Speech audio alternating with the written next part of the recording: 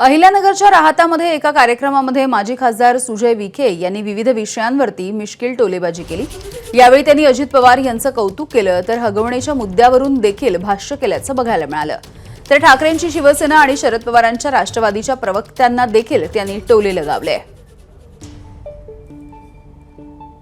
हे पूर्ण चुकीचं आहे।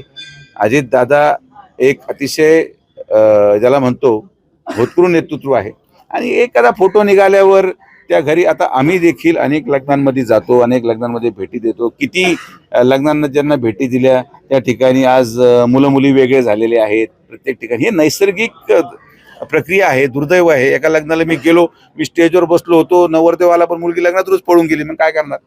तर सामाजिक तेढ असा निर्माण झालेला आहे। हे सगळ्या नैसर्गिक गोष्टी, याच्यामध्ये राजकीय व्यक्तिमत्वाला आणलं नाही पाहिजे।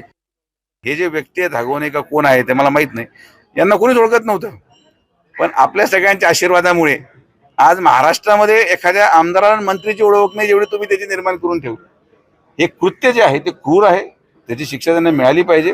पण अशा प्रकरणामध्ये राजकीय लोकांना त्याच्यामध्ये घेणं हे चुकीचं असतं। आमच्याबरोबर समोर आलेले लोक कोणी फोटो काढतंय, आता आमच्याबरोबर फोटो काढला गेला की कोणी सांगितलं हा वाळू तस्कर आहे, हा खून करतो, हा 302चा आरोपी आहे। नाही तर याच्यापुढे मग कायदा करावा लागेल की जेवढे आरोपी असतील त्यांनी त्यांच्या कपड्यावर बिल्ला लावला पाहिजे, मी 302 आहे, मी 307 आहे, म्हणजे आम्हाला काहीतरी आयडेंटिफिकेशन झालं पाहिजे। समाजामध्ये चालत असताना लोकप्रतिनिधींना प्रचंड त्रास सहन करावा लागतो आणि आम्ही ते करतो। लग्नाला गेल्यामुळे हे जे काही सगळं अजितदादांच्या बद्दल त्या ठिकाणी थोडंसं काही लोक करायचा प्रयत्न करतात।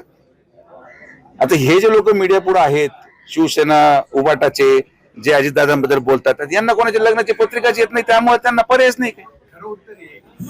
ज्या लोकांना लग्नाची पत्रिकाच येत नसतील त्यांनी दुसरा माणूस लग्नाला गेला त्याचा त्रास होऊ शकतो। तर माझी अशी विनंती आहे की हे जे मीडियावर प्रवक्ते आहेत उबाटाचे आणि शरद पवार गटाचे, यांना पण लोकांनी लग्नाची पत्रिका पाठवायला सुरू करा, म्हणजे या लोकांना बाकीचे आक्षेप राहणार नाहीत। एबीपी माझा, उघडा डोळे बघा नीट।